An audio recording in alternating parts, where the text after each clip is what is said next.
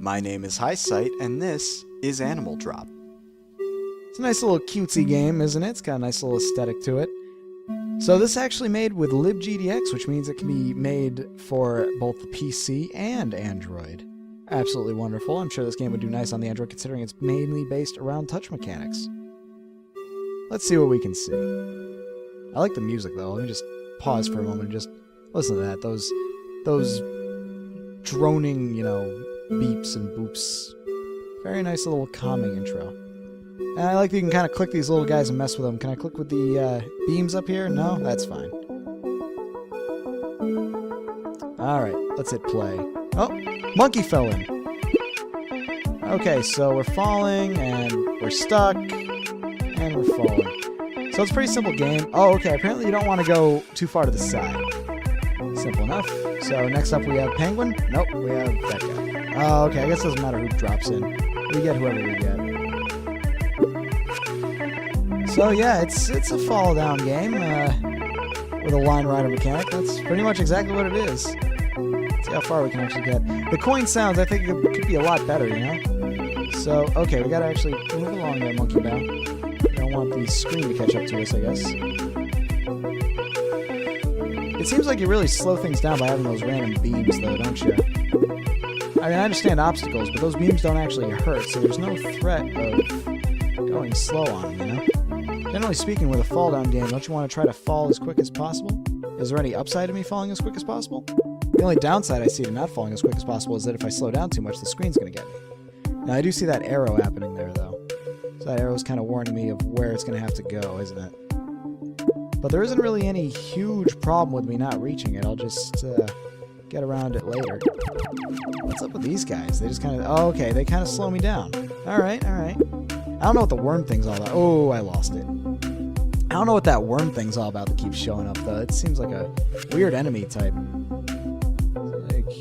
It's like a green sperm of sorts.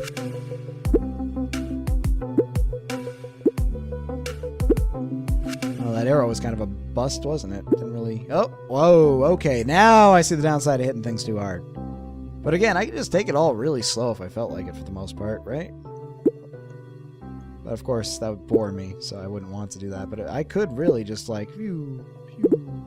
Oh, except that went too far. But you get the idea. Like, what happens if I were to just hold him there? Does anything bad happen? Does the screen just kind of catch up to me? It's actually a little tougher than it looks. There we go. Yeah, so the screen just catches up to me eventually. But it's really slow, so you get a lot of time to just kind of do what you gotta do, I kind of like that I can just kind of click and let the falling actually create the line itself. Kind of makes it easier. That arrow showed up way too late for me. The arrow kind of needs to take into account how fast you're going so you can get the warning you need ahead of time.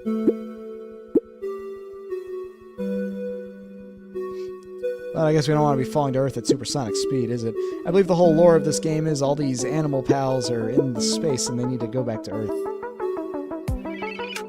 I find myself accidentally clicking boundaries that aren't there a lot, because, this is all a window in a game. So I gotta be careful and make sure that he doesn't go beyond where my mouse can click. Like that right there. But at the same time, it's kind of forcing me to do that, so... Yeah, I'm gonna have to agree. The music can kind of get annoying pretty quickly. I was hoping for that to just be menu music, I think. Oh, come on. Come on, little penguin friend.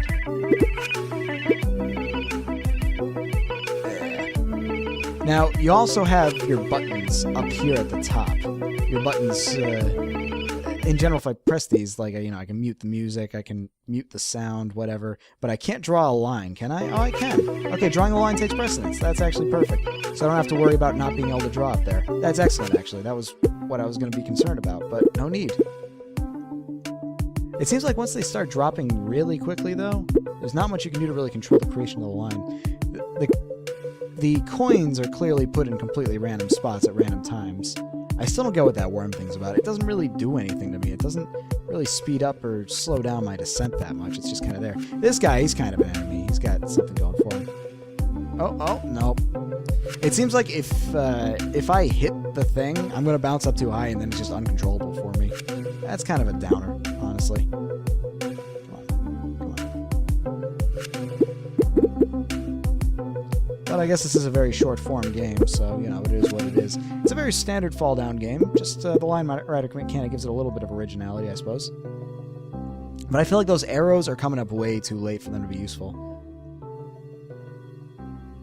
Alright, let's be the red birdie thing. It'd be kind of cool if they all had different little traits to them, like this one, if you click on it, can float for a little while or fly, I guess. Or if, you know, the monkey, you click it and it screeches or something and scares away things. I'm thinking out loud, but it'd be cool if it were more than just an aesthetic choice to choose what you could, you know? But it feels like there's not too much going on here, at least not at the start. I mean, that alien thing comes in later, but until then, it's not really much threat. It's really just a question of making it through those holes. And it's like, I want to go as fast as possible through this, but I don't see much reason to. It seems like it's just really dangerous and doesn't actually get me any bonus.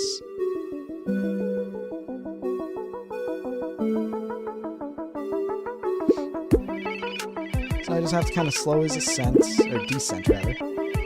Make sure that he's going to go through any holes that come up. But also not fly off screen. I don't like that flying off screen is a way to die. It seems like the most common way to die, and it doesn't really... I feel like there can be more enjoyable ways to screw up. It'd be nice if the screen boundaries were just that, boundaries, except for maybe the top one. That makes sense if I died from going too high, except for the part where I see him come back down, but ignoring that. I don't know if in general the screen boundaries are a good way to die. But then I guess what would be the real obstacles? You know, you can't be falling too quickly, otherwise you're not going to be able to see the obstacles in time to avoid them. Maybe it's a question of you need to kind of slow down the maximum speed of falling.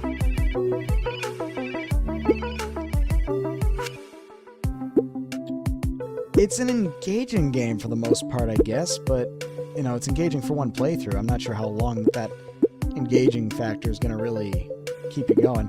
Now, I know that there's an upgrade station. We can check that out. Maybe that'll help a bit. Alright, let's look at the upgrades.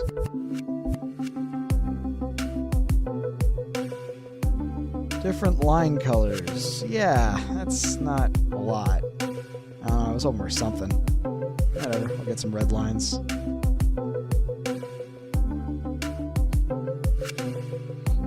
Red line, yay! Yeah, this game feels like it's missing depth. It doesn't really have much going for it. It's really just a game about a ball falling down in space using physics that are a little wacky at sometimes and kind of throw you off. I'm not saying it needs to be a really deep and complex game. I'm just saying it's been done before, you know? I mean, this isn't the first time that anyone's ever made a fall down game. The question is this one doing anything different? And you could say the line rider mechanics are different, but then you gotta ask, okay, well, that's a controller change. Is there anything else really going for it? Oops, I goofed.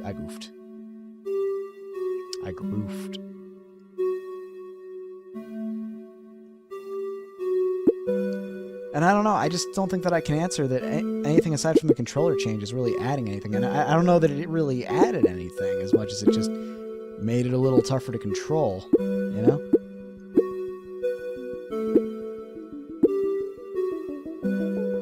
Come on. So yeah, that's my 2 cents on it. I don't know how much more there is to really look at. The upgrades don't really upgrade anything aside from line color. It's a nice little game, I guess. It doesn't do much. Not much to do. I guess the overarching goal is just to get the highest score, you know, standard arcade fare. Just don't let them fall too fast, because once they start falling too fast, it gets uncontrollable, and then they go off screen on the sides, and then, yeah. I really think if you want to make this into a really good game, it's got to have more depth. It's got to have a lot more going for it than what we've seen so far. It's got to have different obstacles, more than just this falling through holes mechanic. That's obviously the biggest and deadliest mechanic in the game. Either that or the falling off screen, I guess you could say, falling out of the screen on the sides. I still don't get what those worm things are. They really don't do anything. And really, the main reason I've died so much from these holes is because when they're off to the side like that, I gotta be really careful that I don't accidentally go through too far on one side. Now, there's no real counterplay to this guy either, other than bashing him a few times, but in the process of bashing him, you hit game overs like that all the time. So once I hit him, it's like, what am I really supposed to do? Wouldn't I just want to bash him once? Why has it got to be like a multiple hit enemy? It's hard enough to hit him the one time.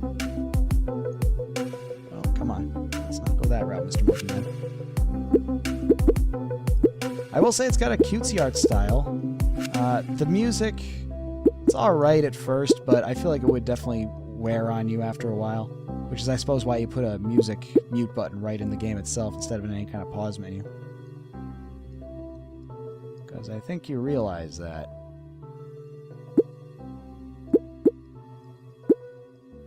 So now that he's here, he's probably going to be my demise. But, like, right there, that hit that I got on him, that felt pretty solid. Oh, no! You see, like, I had it a little too far to the left, and he pushed over to the right, and then there's nothing I can do to save him. I don't really like the mechanic of dying if you get too far off screen. I feel like there are better ways you could kill this guy off if you're introducing enemies and such. I mean, I see that you're trying to use the enemies to bounce you off screen, but isn't there, like, you know, a health system you could put into place? In fact, I thought in the YouTube video I saw this game there was a health system, and I thought that seemed like a good idea, but the whole dying by going off screen mechanic, I don't know. Unless it's from going off screen up to the top, I don't think so. You're not falling at a consistent speed, so it feels weird even when you go off screen to the top, because it'll be like you're moving down at a really, really rapid pace, but you didn't really buy yourself any extra time by going that fast. Instead, you just kind of, you just went down, you know? In addition, the sound effects don't really do anything for me. The only sound effect in the game is the coin sound effect and the firing sound effect of that guy's laser. So there's not a lot of juiciness in this game. It'd be cool if there was some juice, you know? Make it feel alive and a lot of action for very little input, you know?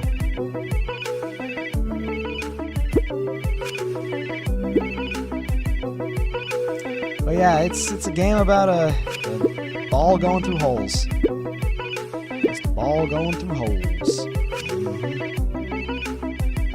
And very carefully not going off screen, hopefully, like that. But I think I've said about all I can for this game. It's a nice start. I just think it needs some severe expanding to be more interesting, you know? Achievements would be nice.